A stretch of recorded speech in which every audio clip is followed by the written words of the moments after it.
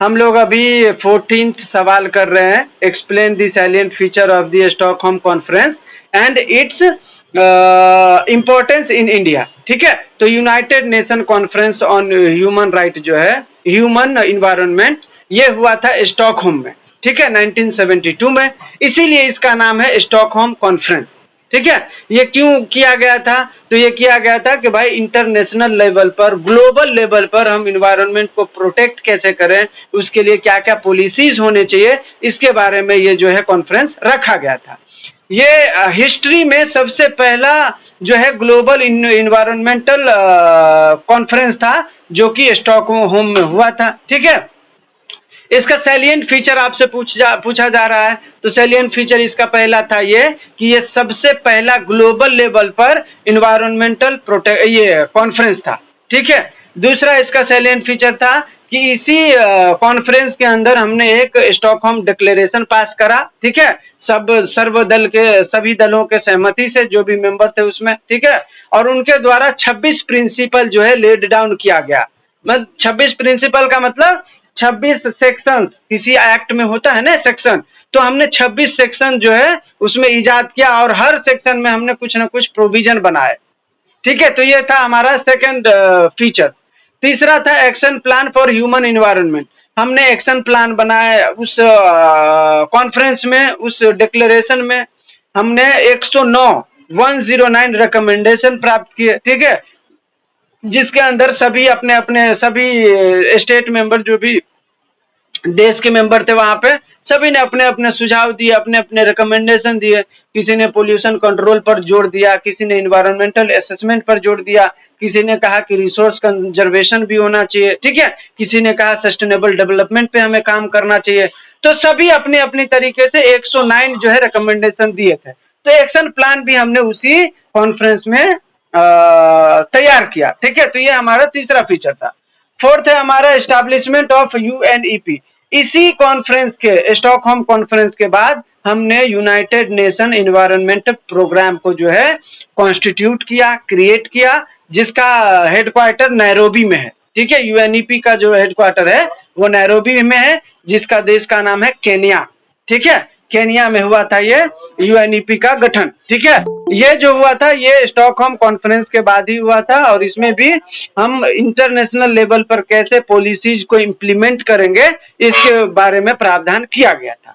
ठीक है, फिफ्थ हमारा जो है स्टॉकहोम कॉन्फ्रेंस का सैलिएंट फीचर है वर्ल्ड इन्वायरमेंट डे। हम उसी दिन को मनाते हैं जिस दिन हमारा स्टॉकहोम कॉन्फ्रेंस हुआ था, उसका दिन था 5 जून।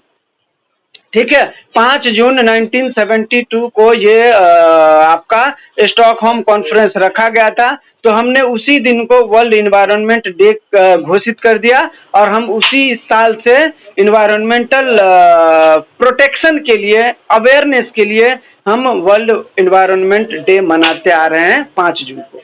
ठीक है, तो ये हमारा पांचवा फीचर था इसका। अब अगला है हमारे भारत के परिप्रेक्ष्य में स्टॉकहोम कॉन्फ्रेंस कैसे इंपॉर्टेंट है। ठीक है, तो देखिए, the Stockholm conference had a profound impact on environmental protection, India's environmental policies and legal framework. सबसे पहला है constitutional amendment inspire by the conference. इसी कॉन्फ्रेंस के बाद हमने जो है इंस्पायर होकर हमने अपने संविधान में संशोधन किया था, 42nd अमेंडमेंट। ठीक है, और इसके अंदर हमने 48A इंक्लूड किया था, जिसमें हमने कहा कि भाई स्टेट को जो है कोशिश करेंगे वो कि हम इन्वायरमेंट को प्रोटेक्ट करें। ठीक है, तो आपसे पूछा जाएगा कि 42nd अमेंडमेंट जो है किस कॉन्फ्रेंस के बाद जो है आया था, तो स्टॉकहोम कॉन्फ्रेंस के बाद ही हमारे संविधान में संशोधन किया गया 42nd अमेंडमेंट, और हमने स्टेट को ये एम्पावर किया, हमने उनको मैंडेट करने के लिए कहा कि भाई आपकी ड्यूटी होगी कि स्टेट में जो भी इन्वायरमेंट प्रोटेक्शन के लिए स्टेप लिए जाएंगे वो आपकी जिम्मेदारी होगी। ठीक है, 48A में हमने ऐड करा। दूसरा हमने ऐड किया, इसी कॉन्फ्रेंस को इंस्पायर होके, इसी कॉन्फ्रेंस से इंस्पायर होके हमने ऐड किया आर्टिकल 51A में जी को इनकॉर्पोरेट किया, जिसमें हमारा फंडामेंटल ड्यूटी बना दिया गया कि हम जो है नेचुरल इन्वायरमेंट जो भी है, हमारा फॉरेस्ट है, लेक है, रिवर है, वाइल्ड लाइफ है, हम उसको जो है प्रोटेक्ट करेंगे, ये हमारी ड्यूटी होगी। ठीक है, तो हमने इस कॉन्फ्रेंस से इंस्पायर होकर 42nd अमेंडमेंट करके ये दोनों क्लॉज ऐड किया हमारे कॉन्स्टिट्यूशन में। ठीक है, इसके बाद जो है लेजिस्लेटिव डेवलपमेंट भी हमने कुछ करा इस एक्ट के बाद, इस कॉन्फ्रेंस के बाद हमने क्या करा, इस कॉन्फ्रेंस के बाद हमने वाइल्ड लाइफ प्रोटेक्शन एक्ट लाया। ठीक है, जिसके अंदर हमने वाइल्ड लाइफ जो भी जीव जंतु होते हैं उसको प्रोटेक्ट करने के लिए बनाया। इसके बाद हमने वाटर एक्ट लाया 1974 में, वाटर को प्रिवेंट करने के लिए, प्रोटेक्ट करने के लिए। इसके बाद हमने एयर प्रिवेंशन एक्ट लाया, एयर को पोल्यूशन होने से बचाने के लिए। ठीक है, इसी के बाद हमने इन्वायरमेंट प्रोटेक्शन एक्ट लाया। ठीक है, जिससे हमने इन्वायरमेंट को प्रोटेक्ट करा। तो ये सारी चीजें, जितने भी एक्ट हम लोग पढ़ रहे हैं, उसका नींव हमने कहां से शुरू किया था, हमने ये क्या स्टॉकहोम कॉन्फ्रेंस से ही लिया था ये सारा। ठीक है, हमने वहीं से इंस्पायर होकर हमारे देश में ये सारी प्रोविजन धीरे धीरे हमने ऐड करा। एक साथ नहीं हो पाया, लेकिन हमने धीरे धीरे उसको इम्प्लीमेंट करा, ऐड करा। तो ये सारी चीजें उसके अंदर कवर करी गई हैं। नेक्स्ट है आपका analyse in detail the jurisdiction, power and proceeding of the national green tribunal under the national green tribunal act 2010। ठीक है, तो एनजीटी एक्ट के तहत आपका ट्रिब्यूनल के बारे में पूछ रहा है कि भाई इसके अंदर एक ट्रिब्यूनल बनाया गया है, उसका पावर क्या है, प्रोसीडिंग कैसे करते हैं वो लोग। ठीक है, और उनका जुरिस्डिक्शन कितना है। हर ट्रिब्यूनल का जुरिस्डिक्शन तो होता होगा ना, उनके कुछ पावर भी होंगे, उनका प्रोसीजर भी होगा। तो यही यहाँ पे आपको बता रहा है। ठीक है, तो सबसे पहले बता दूं कि ये नेशनल ग्रीन ट्रिब्यूनल जो है सिविल कोर्ट के जितना पावर रखता है। ठीक है, तो अब आप बताओ सिविल कोर्ट के जितना पावर रखता है, तो सिविल कोर्ट के पास क्या क्या पावर है। तो सिविल कोर्ट के पास पावर है कि वो किसी को समन कर सकते हैं, किसी को एग्जामिन कर सकते हैं। ठीक है, अगर उनको लगता है कि कहीं पे डॉक्यूमेंट है कोई जिसकी जरूरत है कोर्ट को, ट्रिब्यूनल को, तो वो मंगा सकते हैं। रिक्वायर है उनको तो डिस्कवर कर सकते हैं वो। ठीक है, कोई एविडेंस लेना है तो एफिडेविट पे वो एविडेंस ले सकते हैं। ठीक है, तो जो भी सिविल कोर्ट के पास पावर है, वो सारा पावर किसके पास है, ट्रिब्यूनल के पास है। ठीक है, अब ट्रिब्यूनल के पास पावर है तो हो गया ये आपका सिविल कोर्ट के बराबर पावर। अब जुरिस्डिक्शन कितना होगा, तो जितना सिविल कोर्ट का रहता है किसी पर्टिकुलर एरिया में, आपको पता होगा सिविल कोर्ट का जुरिस्डिक्शन कितना होता है, उस पर्टिकुलर एरिया का जो है वो पूरा डील करते हैं। तो ट्रिब्यूनल जिस एरिया में होगा उस पर्टिकुलर एरिया का जो है वो डील करते होंगे, उनका पूरा जुरिस्डिक्शन होगा। अगर वो ट्रिब्यूनल स्टेट लेवल पर है तो पूरे स्टेट का पावर होगा उसके पास। अगर वो ट्रिब्यूनल हमने यहाँ पे वैसे नेशनल ग्रीन ट्रिब्यूनल के बारे में बात कर रहा है, तो यहाँ पे उनका पावर जो है सेंटर लेवल का होगा। ठीक है, क्योंकि ये नेशनल लेवल का है, ट्रिब्यूनल यहाँ पे स्टेट लेवल का नहीं है। यहाँ पे लिखा है नेशनल ग्रीन ट्रिब्यूनल, इसका मतलब है कि ये नेशनल लेवल का है, तो इनका जो पावर होगा पूरे देश के ऊपर लागू होता है। ठीक है, तो इनका जुरिस्डिक्शन क्या होगा, वाइड हो जाएगा। ठीक है, ये इनका जो भी जजमेंट होगा पूरे स्टेट पे लागू होगा। ठीक है, इसके बाद इनका प्रोसीडिंग कैसे होगा, तो प्रोसीडिंग जैसे सिविल कोर्ट का होता है। कैसे होता है, कोई पहले जो भी बंदा इंजर्ड होगा वो जो है केस फाइल करेगा। केस फाइल करने के बाद कोर्ट जो है सामने वाले को समन भेजेगा। सामने वाला जब समन प्राप्त कर लेगा तो दोनों पार्टी को बुलाया जाएगा, दोनों पार्टी से बात की जाएगी। ठीक है, जिसका गलती होगा उससे वो फाइन भराया जाएगा या कंपनसेशन लिया जाएगा। प्रोसीडिंग ऐसा ही होता है, सिंपल।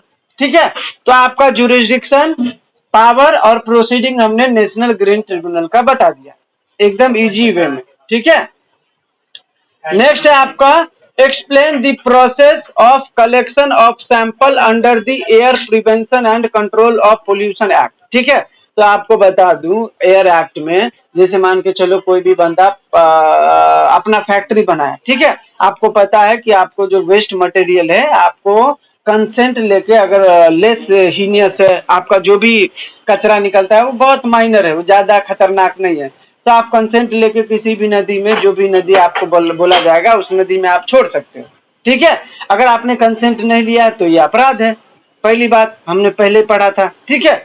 अब यहाँ पे बोल रहा है कि हम जैसे मान के चलो किसी ने इसको वायलेट किया तो हम डायरेक्ट उनको पनिशमेंट तो दे नहीं सकते, पहले हम देखेंगे कि भाई उसने जिस नदी में छोड़ा है, ठीक है, उस नदी का पानी कितना डैमेज हुआ है, उसके यहाँ से जो निकला था वो कितना डैमेज है, वो कितना गंदा है, बराबर।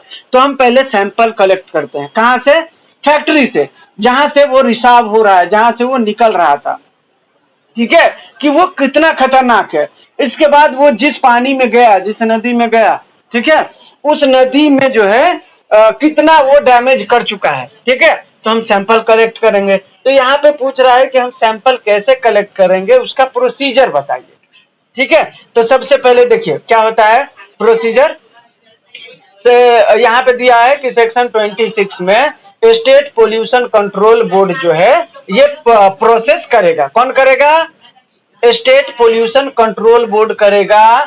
किसी भी स्टेट के अंदर जहां पे उनको लगता है कि यहाँ पे वाटर एक्ट के तहत या एयर एक्ट के तहत वायलेशन हुआ, ठीक है, तो वो सैंपल लेंगे।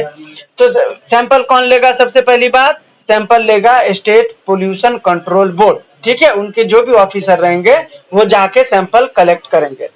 अब करेंगे कैसे? तो सबसे पहले देखिए सेक्शन 26 में सब क्लॉज 3 में प्रोसेस के बारे में बताया है। तो यहाँ पे बोलता है नोटिस टू इंटेंट, जो भी पार्टी होगा जहां से वो एयर पोल्यूशन निकला होगा, ठीक है, मैंने फैक्ट्री लगाया, अब मेरे फैक्ट्री से बहुत जहरीला धुआं निकल रहा है, ठीक है, क्योंकि यहाँ एयर एक्ट है तो धुआं के बारे में ही होगा ज्यादातर। तो किसी फैक्ट्री से धुआं निकल रहा है, अब वो धुआं कितना गंदा है, कितना खराब है, कितना एनवायरनमेंट को नुकसान पहुंचाएगा, तो हम उसका सैंपल करेंगे, उसका सैंपल लेंगे, चेक करेंगे, तभी पता चलेगा ना। तो सबसे पहले हम क्या करेंगे, जो भी कंपनी का अक्वायर रहेगा, ऑक्यूपायर रहेगा, ठीक है, 2 मार्क्स के लिए पूछा गया है ऑक्यूपायर का मतलब क्या होता है, ठीक है। तो ऑक्यूपायर का मतलब होता है जो भी कंपनी का मालिक हो जाएगा, जिसके यहाँ पे जो पोजेशन में होगा वो ऑक्यूपायर होगा। मेरे यहाँ ईंट का भट्ठा है, ठीक है, उसका मालिक मैं हूं, मेरे जमीन पे बना है, तो ऑक्यूपायर कौन होगा? मैं रहूंगा, ठीक है। तो जो भी लैंड ओनर रहेगा जहां पे वो स्टैब्लिश हुआ है, जो उसका मालिक होगा वो ऑक्यूपायर माना जाएगा, ठीक है। तो सबसे पहले हम ऑक्यूपायर को नोटिस देंगे, ठीक है, कि भाई तुम्हारे यहाँ हमें बोल रहा है कि सिचुएशन जो है आपका, ये बोल रहा है कि भाई कोई रेसिडेंशियल आदमी है जो रह रहा है बिल्डिंग में, ठीक है, तो उनके घर के आसपास जो है होता है ना ओपन ड्रेन, उससे जो है ना स्टेंच और स्टिंग का जो है वो स्मेल या कुछ ऐसा गंदगी टाइप का होगा, ठीक है, तो उससे उनको जो है प्रॉब्लम हो रहा है, ठीक है। तो सवाल पूछ रहा है कि न्यूसेंस कितने टाइप का होता है। This scenario qualifies as a public nuisance, क्योंकि यहाँ पे बहुत सारे लोग प्रभावित हो रहे हैं ना, तो ये हो जाएगा आपका public nuisance. According to section 268 of IPC, a public nuisance is defined as an act or illegal omission which caused any common injury, danger or annoyance to the public or to the people in general who dwell or occupy property in the vicinity, or which must necessarily cause injury, obstruction, danger or annoyance to the person who may have occasion to use any public rights, ठीक है। तो आपको पूछ रहा था यहाँ पे कि कौन सा न्यूसेंस एप्लीकेबल है, तो यहाँ पे पब्लिक न्यूसेंस आएगा, क्योंकि वहां पे बहुत सारे पब्लिक जो है उस रेसिडेंस में बहुत सारे लोग रहते होंगे ना, तो वो सारे जो है उससे प्रभावित होंगे। और वहां पे जो ये स्टेंच जो निकला है वो पब्लिक प्लेस पे है, ठीक है, रोड पर है, तो स्वाभाविक है अगर रोड पर है तो वो पब्लिक न्यूसेंस ही होगा। दूसरा सवाल है आपसे, advise the resident of the municipality about the legal remedy they can seek against the alcohol plant, ठीक है। तो आपको पूछ रहा है कि भाई वो लीगल रेमेडी क्या ले सकता है वो रेसिडेंट वाला, ठीक है। तो सबसे पहला है कि वो पीआईएल डाल दे कोर्ट में, ठीक है, क्योंकि कहीं ना कहीं उससे पब्लिक न्यूसेंस अगर हो रहा है तो इन्वायरमेंट भी हार्म हो सकता है उससे, ठीक है। तो अगर वो लार्ज नंबर पर हो रहा है तो आप पीआईएल डाल सकते हो। तो ये रेसिडेंशियल जो है पीआईएल डाल सकता है आर्टिकल 32 में सुप्रीम कोर्ट में और 226 में हाई कोर्ट में। दूसरा उनके पास रेमेडी है, क्रिमिनल कंप्लेंट फाइल कर सकता है पब्लिक न्यूसेंस का। ठीक है, जब आप 290 पढ़ोगे आईपीसी में, तो ये पब्लिक न्यूसेंस जो है वो अपराध है। तो जैसे ही अपराध हो गया तो आप जा सकते हो सीधा पुलिस के पास कंप्लेंट करने, या आपको जो है सीआरपीसी में सेक्शन 133 में दिया है कि कोई भी न्यूसेंस पहुंचाता है तो मैजिस्ट्रेट भी अपना सुओ मोटो ले सकता है। ठीक है, तो ये हो गया क्रिमिनल कंप्लेंट। तीसरा है सिविल सूट। रेसिडेंशियल जो लोग है वहां पे, resident can file a civil suit under 91 of CPC to seek an injunction और damages for the nuisance cost. ठीक है, तो जो भी मेंबर लोग हैं वहां पे, जो भी रेसिडेंट के लोग हैं, वो सिविल सूट भी फाइल कर सकता है सीपीसी के अंदर, उस न्यूसेंस कॉज होने के कारण जितना उनको जो नुकसान हुआ है या उस जो नुकसान हो रहा है उसको रोकने के लिए, इंजंक्शन के लिए। ठीक है, तो ये हो गया तीसरा। और चौथा है एनवायरनमेंट प्रोटेक्शन लॉज के तहत भी आप जा सकते हो। तो वहां पे जो है वाटर प्रिवेंशन एक्ट के तहत आप जाओ और कंप्लेंट फाइल कर सकते हो। कहाँ पे? स्टेट पोल्यूशन कंट्रोल बोर्ड में। ठीक है, तो यहाँ हो गया आपका लीगल रेमेडी क्या क्या है। और पहला था न्यूसेंस जो हुआ है वो कौन सा न्यूसेंस था? तो पब्लिक न्यूसेंस था। ठीक है, जो भी सवाल मैं डील करूंगा वो 2-3 बार आया है इसीलिए मैंने लिया है। ठीक है, और मैंने जो शुरू में भेजा था उसमें 27-28 था, बाद में देखा तो ये बहुत सारा सवाल मैच कर रहा है, मतलब एक ही सवाल 2-3 बार पूछा है। तो अभी जो टोटल सवाल है वो 20 ही है। ठीक है, देखिए दूसरा है mister A establish an electric flour mill adjacent to mister B's house. ठीक है, वो आटा चक्की होता है ना, ए ने जो है आटा चक्की जो है खोला। ठीक है, बी के घर के बाजू में। The running of the mill produced such noise and vibration that Mr. B and his family did not get peace during the day as well as at night। ठीक है, जिसके भी घर के आसपास में आटा चक्की होगा वो ये दर्द फील कर सकते हैं। ठीक है, मैं जब पहले रहता था वर्सोवा तो उधर भी ना मेरे घर के तरफ ना चक्की हुआ करता था, फिर मैं मलाड आया तो वहां भी चक्की हुआ करता था। ठीक है, तो चक्की का जो है नॉइज होता है, उसका अलग ही आवाज आता है। ठीक है, और उसका अलग ही वाइब्रेशन होता है, धुआं धुआं जैसा उड़ उड़ के आता है घर में। तो उससे क्या था, बीज का जो फैमिली था वो न दिन में आराम पा रहा था न रात को उसको चैन था। सवाल आपसे पूछ रहा है explain the action that can be taken against mister A. यहाँ पर मिस्टर बी कौन कौन सा एक्शन उसके ऊपर ले सकता है। ठीक है, तो देखिए सबसे पहला है legal action against mister A. सबसे पहले आप आईपीसी में पब्लिक न्यूसेंस के तहत जा सकते हो। ठीक है, मैंने बताया था अभी कौन सा सेक्शन 268 में, बराबर। इसके बाद आप सीधा मजिस्ट्रेट के पास जा सकते हो 133 में। ठीक है, कि न्यूसेंस हो रहा है। तीसरा इन्वायरमेंटल लॉ के तहत जा सकते हो कि भाई इन्वायरमेंट लॉ में दिया हुआ है ना, सेक्शन 15 में दिया है कि कोई भी अगर इन्वायरमेंटल पोल्यूशन करता है तो उसको पनिश किया जा सकता है। ठीक है, और इसके बाद आपके पास रेमेडी है कि आप नॉइज पोल्यूशन में चले जाओ।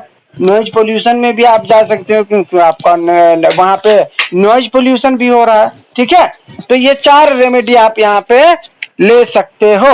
और या आप जो है लोकल कंप्लेन भी फाइल कर सकते हो नेशनल ग्रीन ट्रिब्यूनल के अंदर। ठीक है, जिससे आपका जो है न्यूसेंसेज हो रहे हैं या इन्वायरमेंट का जो नुकसान हो रहा है उससे उसके खिलाफ। ठीक है, तो ये कहाँ पे होगा? ये होगा आपका स्टेट पोल्यूशन कंट्रोल बोर्ड को अप्रोच करके, या डिस्ट्रिक्ट मजिस्ट्रेट को अप्रोच करके, या नेशनल ग्रीन ट्रिब्यूनल को अप्रोच करके। तो ये 3 अथॉरिटी को आप अप्रोच कर सकते हो इस ऑफेंस के लिए। ठीक है, दूसरा सवाल था कि ये नॉइज पोल्यूशन का इम्पैक्ट क्या क्या हो सकता है इंसान के ऊपर। ठीक है, तो यहाँ पे 4 इम्पैक्ट होगा नॉइज पोल्यूशन का इंसान के ऊपर। सबसे पहला होगा हियरिंग इम्पेयरमेंट। ठीक है, आपका कान खराब हो जाएगा, बहरा हो जाओगे, आप सुन ही नहीं पाओगे। ठीक है, दूसरा है स्ट्रेस एंड एंजाइटी। आपको जो है ना नॉइज पोल्यूशन से स्ट्रेस बढ़ जाएगा, मतलब गुस्सा रहेगा, होता है ना कभी कभी, और सही बात है। और तीसरा है आपका cardiovascular issues. chronic noise exposure has been linked to increased blood pressure, heart disease and cardiovascular problem. ठीक है, इससे जो है आपको हार्ट अटैक भी आ सकता है, ब्लड प्रेशर भी बढ़ सकता है। ठीक है, तो ये नॉइज पोल्यूशन के इम्पैक्ट हैं। ठीक है, नेक्स्ट है आपका a group of illegal hunters enter a sanctuary carrying weapon. ठीक है, एक ग्रुप ऑफ पीपल है, ठीक है, जो कि एक सेंचुरी में इलीगली घुसते हैं वेपन लेके, किसके लिए? हंटर करने के लिए, मारने के लिए। ठीक है, किसी जानवर को ऐसा, उसके साथ वेपन भी है, माचिस भी है और केरोसिन भी है, मतलब मिट्टी का तेल जिससे ज्वलनशील पदार्थ होता है वो। ठीक है, पेट्रोल जैसा। नेक्स्ट है दे succeeded in trapping one wild animal. वो जो है एक जंगली जानवर को, वाइल्ड एनिमल को जाल में फंसाने में सफल हो जाता है। ठीक है, अब सवाल आपसे पूछ रहा है whether carrying weapon, match box, kerosene etcetera into a sanctuary is allowed, explain the reason. क्या किसी भी सेंचुरी में वेपन, मैच बॉक्स या केरोसिन अलाउ है क्या? अगर नहीं है तो रीजन बताइए, अगर है तो उसका रीजन बताइए। क्या लगता है आपको?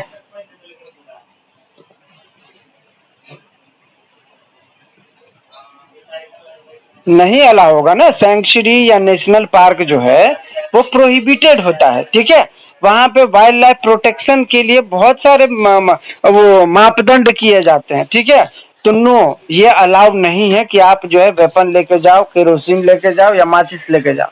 ठीक है, अब क्यों नहीं है तो इसका रीजन देखिए। Under wild life protection act the entry of unauthorized person into a sanctuary with weapon or tools intended to hunting or causing harm is prohibited। ठीक है, दूसरी बात कौन से सेक्शन में? सेक्शन 27 में बोलता है prohibited entry into a sanctuary without permission. Section 27 बोलता है कि भाई आप बिना परमिशन के सेंचुरी में घुसोगे नहीं, तो पहला अपराध उसने कर दिया। दूसरा है section 31 prohibit the carrying of weapon और ट्रैप इनटू अ सेंचुरी। ठीक है, वो वेपन भी लेके गया था और उसने जानवर को ट्रैप भी किया था। तीसरा section 35 prohibit the use of fire और harmful chemical within a sanctuary. उस बंदे ने फायर हार्मफुल केमिकल भी ले गया था फायर के लिए, जैसे आपने केरोसिन ले गए, माचिस ले गए, बराबर। तो आप तीनों सेक्शन के तहत आपने गुनाह जो है कारित कर दिया है। ठीक है, तो आपका सवाल ये था पहला कि भाई ये जो ले जाना है वो गलत है, और गलत है तो कैसे है? तो हमने बताया कि हाँ ये गलत है और ये तीनों सेक्शन इसको प्रोहिबिट करता है, इसीलिए ये गलत है। ठीक है, नेक्स्ट है आपका सवाल action that can be taken against Hunter. ये जो हंटर लोग गए थे ग्रुप में वेपन लेके, बिना परमिशन के, माचिस लेके, केरोसिन लेके, उसके लिए क्या क्या एक्शन लिया जा सकता है? ठीक है, तो सबसे पहला है immediate arrest and detention. Section 50 में ये प्रावधान किया गया है कि कोई भी बंदा अगर ऐसे कोई भी मतलब घुसता है, ठीक है, और लगता है कि ये रीजनेबल ग्राउंड है इसको अरेस्ट करने का, तो तुरंत उसको अरेस्ट कर लिया जाएगा सेक्शन 50 में। ठीक है, सेक्शन 51 बोलता है कि उसके ऊपर केस चलेगा और उसको कम से कम जो है, कम से कम नहीं, मैक्सिमम 3 साल तक का जेल और 25,000 रुपए तक का जुर्माना लगाया जा सकता है। ठीक है, इसके बाद forfeiture of property, the court may order the forfeiture of any weapon, trap, vehicle और अदर इक्विपमेंट जिसका उसने अपराध में उपयोग किया होगा। ठीक है, तो जो भी अपराध में उपयोग किया होगा वेपन और कोई भी सामान, उसको सीज कर लिया जाएगा। इसके बाद है कैंसिलेशन ऑफ लाइसेंस। अगर उसके पास जो बंदूक था उसका अगर उसने लाइसेंस लिया होगा और वो लाइसेंसी वेपन लेके गया होगा, तो उसका वेपन का लाइसेंस भी कैंसिल हो जाएगा। ठीक है, ये भी एक्शन लिया जा सकता है। प्रॉपर्टी, प्रॉपर्टी, अरे प्रॉपर्टी में मतलब कुछ भी ले जा सकते हो ना आप। वेपन जरूरी है, जैसे हमें किसी जानवर को ना मार के उसको ले जाना है, तो हम एक बड़ा सा बैग ले जाएंगे, तो प्रॉपर्टी में आ जाएगा बैग, बराबर। या हम कोई जाल ले जाएं, करेक्ट, नहीं, वेपन भी आता है और प्रॉपर्टी में तो कोई भी जानवर को मारने जाएगा तो सारा बंदोबस्त करके जाएगा ना। नहीं नहीं, तो वो बीएनएस,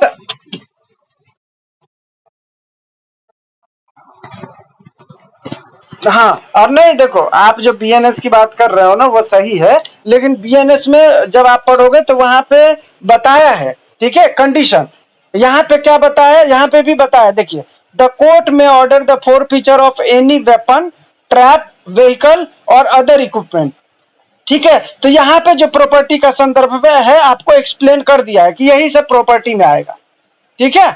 आप किसी कार से गए थे, कार सीज कर लिया जाएगा, प्रॉपर्टी हो गया आपका, ठीक है, ऐसा। इसके बाद आपका लाइसेंस,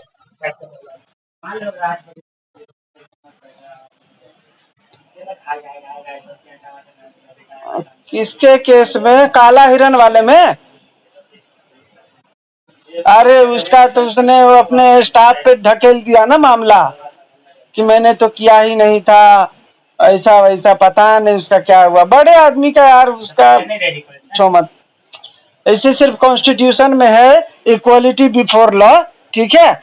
बाकी आप किसी को गाड़ी से कुचल तो आप बाहर नहीं आ पाओगे। सलमान खान बाहर घूम रहा है, काला हिरन वाइल्ड लाइफ के अंदर आता है, कम से कम 10 साल का जेल है, वो देखो बाहर मजे ले रहा है, पैसा है तो सब कुछ है। ठीक, हाँ ठीक है, तो सलमान खान का तो मतलब अभी। अगला सवाल, हाँ बेसिकली सही बात। अरे अगर मेरे पास पैसा रहेगा मैं बड़ा वकील कर लूंगा। अभी कैसे वक्फ एक्ट के लिए अभी जो मामला गया है, all India Muslim personal law board Kapil Sibal को लिया है। आपको क्या लगता है कपिल सिब्बल फ्री में लड़ा होगा? इतना सबसे ज्यादा फीस उसी ने लिया होगा, समझे। इसके बाद जो दूसरे दूसरे लोग लिए हैं वो सब बड़े बड़े वकील क्यों उतारे हैं? उनको पता है थोड़ा ज्यादा पैसा लगेगा, लेकिन फैसला जो होगा मतलब आर पार का होगा, ठीक है, ऐसा है। कभी कभी आपको पता होगा कि ये लोग जीत क्यों जाते हैं, तो आपको पता होगा सेंटर के पास एक ही है, कौन है? सॉलिसिटर जनरल, बराबर। लेकिन इनके पास हर तरीके को, जैसे 5 पिटीशन लेगा मान के चलो वक्फ में, तो 5 बड़े बड़े एडवोकेट अगेंस्ट में हो गए, ठीक है। अब अकेले सॉलिसिटर कितना दिमाग लगाएगा, समझ रहे हो। जहां पे अभिषेक मनु सिंह भी है, कांग्रेस का लीडर, ये कपिल सिब्बल है, सपा का लीडर, ठीक है। और है मतलब मोहम्मद एक एडवोकेट है, वो भी बहुत फेमस है, वो है। तो आप मान लो सबसे बड़े बड़े एडवोकेट जब खड़े हो जाए 5, वहां पे एक एडवोकेट सॉलिसिटर क्या कर लेगा, कितना दिमाग लगा पाएगा? तो कभी कभी इसीलिए सेंटर का जो है ना फेल हो जाता है और ये लोग जो है जीत जाते हैं वहां पे पार्लियामेंट में। तो ऐसा है तो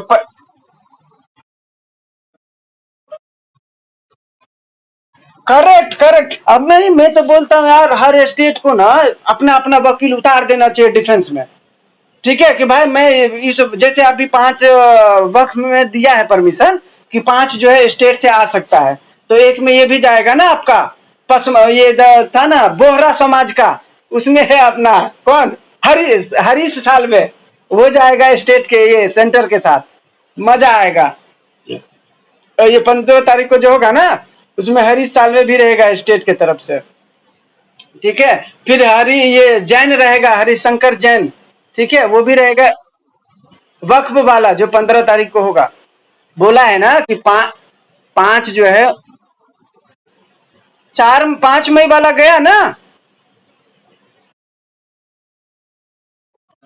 हाँ तुषार मेहता रहेगा ना, तुषार मेहता, तुषार, हाँ तुषार मेहता सेंटर के लिए रहेगा। और बाकी जो स्टेट सपोर्ट किया है ना कि भाई सपोर्ट में भी एफिडेविट आया है ना स्टेट से, तो वो भी अपना अपना सॉलिसिटर भेजेंगे स्टेट के लेवल पर, तो उनका जो होगा वो भी जाएंगे। तो उन्होंने बोला ना हम 5 वक्फ के अगेंस्ट वाले लॉयर का सुनेंगे और 5 सपोर्ट वाले का सुनेंगे, ठीक है।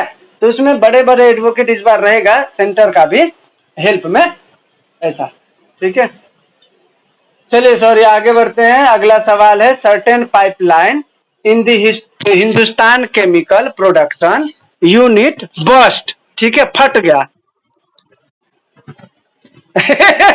मेरा अभी ऑल इंडिया का सनत ही नहीं आया, तो मैं सुप्रीम कोर्ट कैसे जा सकता हूँ? ऑल इंडिया का सनत मेरा अक्टूबर में आएगा, अभी मेरे पास महाराष्ट्र का सनत है। हाँ, तो ऑल इंडिया का ही अलग से एग्जाम देना पड़ता है, स्टेट का तो एग्जाम ही नहीं होता। उनका एप्लीकेशन आता है, फीस आता है, भरो, हो गया। हाँ हाँ, स्टेट का एग्जाम नहीं होता, स्टेट का सीधा उनका साइट है BCMG, ठीक है, बॉम्बे, महाराष्ट्र।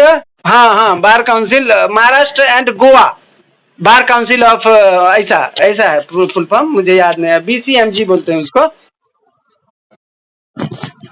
आपको डिग्री मिल गया, एप्लीकेशन कर दो, ठीक है। एप्लीकेशन करने के बाद अगर आपका आ गया सनद, ठीक है, मतलब वो बार आईडी मिलता है, रोल मतलब एनरोलमेंट नंबर, ठीक है। तो जैसे ही वो आ गया, आप AIB दे दो।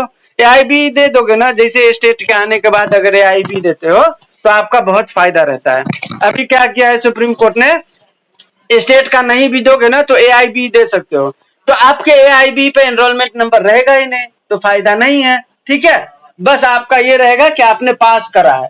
जब आप स्टेट का तुरंत लेके ना AIB दोगे तो बहुत फायदा रहेगा, फिर AIB पर भी आपका एनरोलमेंट नंबर रहेगा, तो बहुत मजा आएगा देखने में, ऐसा होता है, समझे? तो आप लोगों से रिक्वेस्ट है। नहीं नहीं, मेरा यार, मेरा जुडिशरी का एग्जाम है भाई अक्टूबर में, मुझे जज बनना है यार। मैं वकालत करते करते अभी देखता हूँ ना, इतना भाग दौड़ है ना, वकालत में पैसा बहुत है लेकिन भाग दौड़ तो आप परेशान हो जाओगे बहुत। ये- अरे पूछो मत, एक मैटर इस कोर्ट में, एक मैटर उस कोर्ट में, उधर नहीं गए तो इधर खिलाफ में जजमेंट, इधर नहीं गए तो उधर खिलाफ में जजमेंट, पूछो ही मत। फिर उधर बेल था, इधर बेल है, हाँ, अब इधर बेल कराए तो उधर नॉन बेलेबल वारंट इशू हो गया, ले अब उधर कैंसिल, मतलब तबाह हो जाओगे अगर आप एकदम पीछे बैकअप ना रखो। जिनके पापा, जिनके दादा पहले से वकील है ना, उनको थोड़ा डिफरेंस ज्यादा है, बाकी फर्स्ट जनरेशन वाले के लिए तो पूछो मत। क्या बोलते हो, मतलब आग में हाथ डाल के ना, उसमें से हीरा निकालना, ऐसा रहता है, बहुत स्ट्रगल है। अब इसमें भी बहुत, और बिना रेफरेंस के कोई वकील आपको रखेगा नहीं। वैसे तो आप लोगों को अगर कोई जाओगे तो मुझे बताना, मेरे बहुत सारे पहचान के हैं, तो मैं भेज दूंगा, मैं तो हर दिन ग्रुप में भी डालता हूँ। हाँ, तो आना मेरे ऑफिस में, बोरीवली ईस्ट में है, सुकरवाड़ी के पास, ठीक है। हाँ, क्वैसिंग का मैंने अभी 2 हाई कोर्ट में डाला है। हाई कोर्ट में लंबा चलता है बहुत मैटर यार, 3 महीने से मेरा क्वेश्चन। हाँ तो ठीक है, मेरे ऑफिस आना, अभी पढ़ लेते हैं, हाँ? नहीं तो ये लोग मन ही मन बोलेंगे क्या शुरू कर दिया।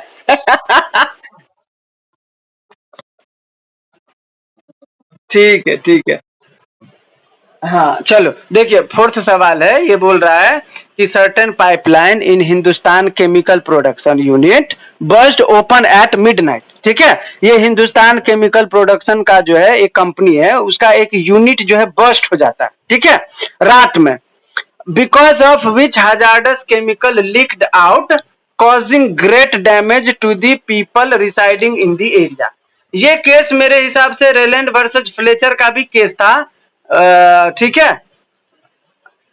हाँ, रेलैंड वर्सेस फ्लेचर के केस में ये केस था, यही स्टोरी उसमें भी था, ठीक है, कि वहां जो यूनिट है वो बर्स्ट हो जाता है, वो बोलता है स्टाफ की गलती से हुआ था, ठीक है।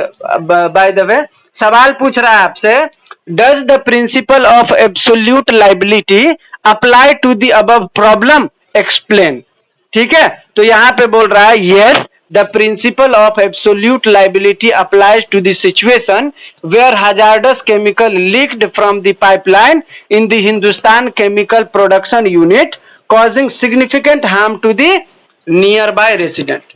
अब ये किस केस में कहा गया था, तो देखिए, सबसे आपसे सवाल पूछ रहा था क्या, कि does the principle of absolute liability applicable, yes, ठीक है। अब एक्सप्लेन करना है, तो देखिए, yes the principle of absolute liability applies in this case, This principle was established by the Supreme Court of India in the landmark case, case name MC Mehta versus Union of India 1987, also known as the oleum gas leak case. ठीक है, the court held that an enterprises engaged in hazardous or inherently dangerous activities as an absolute and non-delegable duty to the community to ensure that no harm result from such activities. If harm does occur, the enterprise is strictly and absolute liable to compensate all those affected regardless of fault और negligence. ठीक है, तो ये जो principal था, आपसे सवाल पूछ रहा था कि क्या यहाँ पे इस केस में एब्सोल्यूट लाइबिलिटी अप्लाई होता है तो क्यों होता है, एक्सप्लेन कर. ठीक है, तो ये जो है एब्सोल्यूट लाइबिलिटी अप्लाई होता है क्योंकि सिमिलर केस था एमसी मेहता का. इसमें इस केस का नाम था ओलियम गैस लीक केस.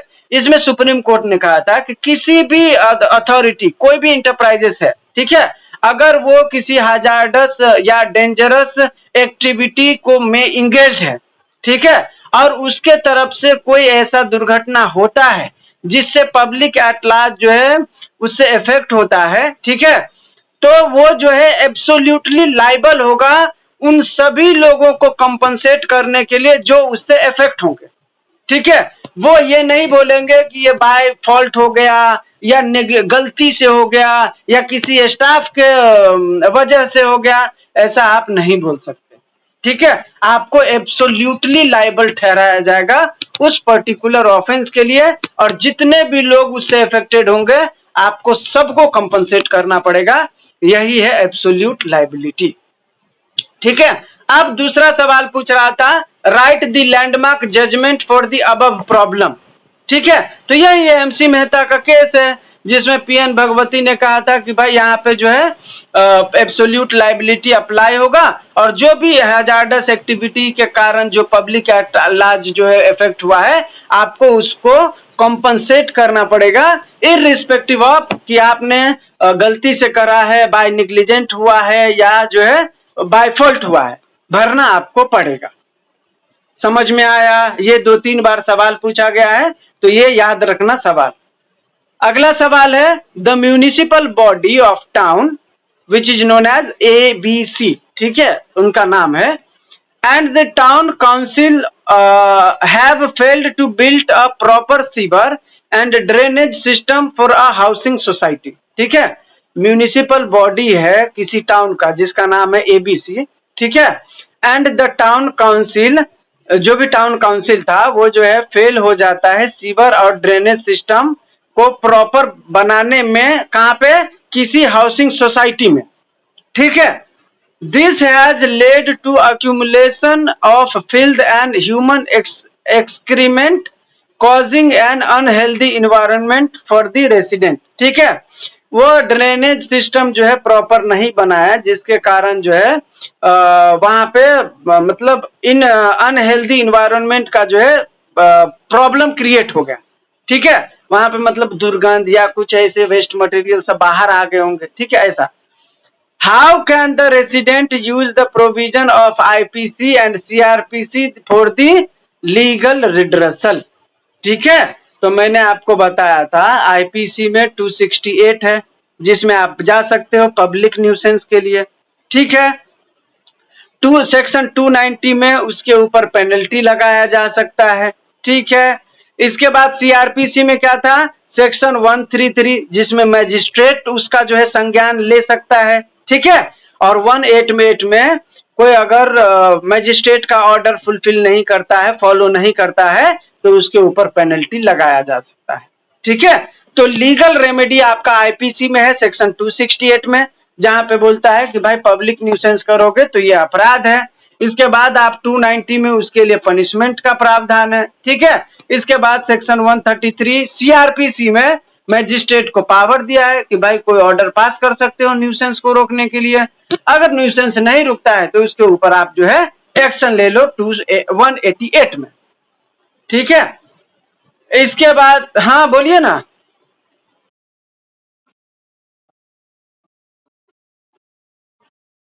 हाँ, एक सेकंड, इसका तो सही बोला है आपने। आईपीसी का 268 है। आप लोगों ने एनसीआरबी का लिया था क्या? मैंने बोला था क्या आप लोगों को एनसीआरबी का ऐप लेने? हाँ, तो उसमें डालिए 268। मैं भी चेक कर लेता हूँ। 268 आईपीसी में डाला, सर्च किया। देखिए आईपीसी के 268 का हो गया है 270 बीएनएस। ठीक है, बीएनएस में 270 हो गया है। हाँ, और आपका सीआरपीसी का 133 है ना, तो सीआरपीसी का 133 जिसमें भी अब उसको मजिस्ट्रेट को पावर है न्यूसेंस का वो संज्ञान लेने। 133 देखिए क्या।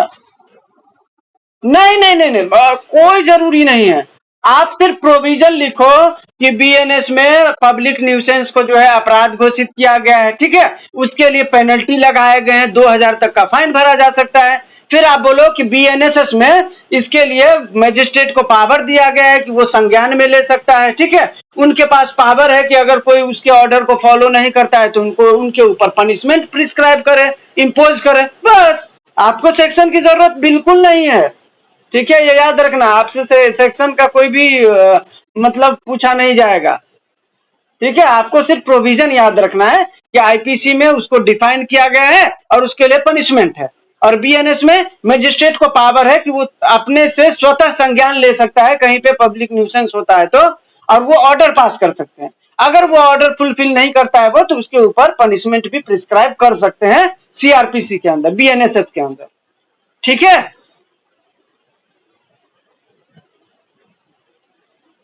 Hello, clear? ठीक है, आगे बढ़ते। हाँ, आगे बढ़ते हैं। अभी यहाँ पे बोल रहा है कि भाई लीगल एक्शन कैसे लेंगे, ये ऐसे ही एक्स्ट्रा दे दिया है, बाकी पूछा नहीं है। तो लीगल एक्शन कैसे लेंगे, आपको जो है कंप्लेन फाइल करना पड़ेगा। ठीक है, और फिर कंप्लेन के बाद पुलिस इन्वेस्टिगेशन करेगा। ऐसा ऐसा यही सब होता है, जो लीगल प्रोसीजर होता है वही होता है। ठीक है, हमेशा याद रखना। नेक्स्ट है आपका आपका पूछ रहा है कि भाई ऐसे केस में, ऐसा सिचुएशन में एक लैंडमार्क केस बताइए जो सेम सिचुएशन से जुड़ा हो। ठीक है, तो यही सेम केस था Shyam Kishore versus municipal corporation of Delhi का केस 1992 में। ठीक है, और यही सेम स्टोरी था। यहाँ पे भी क्या हुआ था, in this case Delhi high court address the issue of municipal corporation failure to provide essential service including proper sewerage system. ठीक है, देखे, the court held that municipal corporation had a statutory duty to ensure the health and well-being of resident by providing adequate infrastructure. ठीक है, the court's proactive approach in holding the municipal corporation accountable for the failure to provide basic amenities reflecting judicial activism. ठीक है, तो supreme जो court था उन्होंने कहा कि ये पूरा का पूरा इसके ऊपर जो है जिम्मेदारी किसका था, म्युनिसिपल कॉर्पोरेशन का था, और उनको ही कोर्ट ने जो है जिम्मेदार माना कि आप ही इसके जिम्मेदार हो। अगला है सिचुएशनल है आपका, the state government has issued a notification declaring an area as reserve forest. ठीक है, स्टेट गवर्नमेंट जो है एक नोटिफिकेशन जारी किया, किसी पर्टिकुलर एरिया को उन्होंने रिजर्व फॉरेस्ट एरिया डिक्लेयर किया। ठीक है, this area is inhabited bye indigenous tribes. ठीक है, जो जिस एरिया को उन्होंने रिजर्व फॉरेस्ट एरिया डिक्लेयर किया, वहां पे जो है ट्राइबल लोग रह रहे हैं, आदिवासी लोग रह रहे हैं। ठीक है, उनका एरिया है वो। The tribes claim that they are dependent on the produce tenudu leaves and fish from the river following in the reserve forest for livelihood and medicine. उनका मानना है, ये जो ट्राइब्स हैं उनका मानना है कि ये जो रिजर्व फॉरेस्ट है इनके अंदर मतलब ये है, क्या बोलते हैं, पॉन्ड है, तालाब भी है। ठीक है, तो उसमें उन्होंने जो है वहां पे वो मछली भी निकालते हैं, उससे उनका जीवन यापन चलता है। वहां पर जो है एक टेनुडू लीव मिलता है, लीव्स, पत्ते, जो मेडिसिन का काम करता है। तो यही सब उनका लिवलीहुड का जो है स्रोत है। The government, on the other hand, states that they will be given alternative of employment and right to plant for medical medicinal purpose but will not be entitled to the forest produce। Government ने बोला कि देखिए मैं आपके livelihood का पूरा बंदोबस्त करूंगा, ठीक है, आपको जो भी पत्ते पेड़ पौधे चाहिए मैं आपको फॉरेस्ट प्रोड्यूस करने के लिए भी जगह दूंगा, ठीक है, लेकिन आपको वो जो पर्टिकुलर एरिया है वो रिजर्व फॉरेस्ट रहने दीजिए। सवाल आपसे पूछ रहा है what are the types of forest under Indian forest act, ठीक है, तो इंडियन फॉरेस्ट एक्ट के अंदर मेनली 3 तरीके का फॉरेस्ट होता है, ठीक है। पहला होता है रिजर्व फॉरेस्ट, ठीक है। रिजर्व फॉरेस्ट जो होता है वो स्टेट गवर्नमेंट डिक्लेयर करता है किसी पर्टिकुलर एरिया को, ठीक है, कि भाई ये आज से रिजर्व फॉरेस्ट है। दूसरा होता है प्रोटेक्टेड फॉरेस्ट। प्रोटेक्टेड फॉरेस्ट भी स्टेट गवर्नमेंट ही कॉन्स्टिट्यूट करता है किसी पर्टिकुलर लैंड को, ठीक है। इस लैंड का मेन पर्पज क्या होता है कि भाई यहाँ पर जो है इधर क्या, यहाँ पर कुछ ऐसे काम होंगे, ठीक है, जिससे स्टेट को रेवेन्यू क्रिएट होगा, ठीक है। और तीसरा है विलेज फॉरेस्ट। यहाँ पे विलेज फॉरेस्ट जो है ये भी स्टेट गवर्नमेंट ही डिक्लेयर करता है, लेकिन यहाँ पे स्टेट गवर्नमेंट जो है जो भी विलेजर्स होंगे उनको जो है ऑथराइज कर देता है कि आप वहां से लकड़ी ला सकते हो, ठीक है, वहां से अगर आपको कोई सामान फल फ्रूट्स है वो तोड़ ले सकते हो, ठीक है, आप भेड़ बकरी चरा सकते हो, बस आप नुकसान मत पहुंचाना, ठीक है। तो जो भी विलेजर होते हैं उनको विलेज फॉरेस्ट में एक्सेस होता है लेकिन आप डैमेज नहीं कर सकते। तो यही 3 जो है फॉरेस्ट है फॉरेस्ट एक्ट के अंदर। इसके बाद दूसरा सवाल था आपका कि on what ground can the tribes file a writ petition. यहाँ पे रिट पिटीशन जो है ट्राइब किस ग्राउंड पे फाइल कर सकता है, तो यहाँ पे ट्राइब्स जो है वायलेशन ऑफ फंडामेंटल राइट के आधार पर फाइल कर सकता है जो कि आर्टिकल 19(1)(a) में दिया गया है, ठीक है, और 21 में दिया गया है।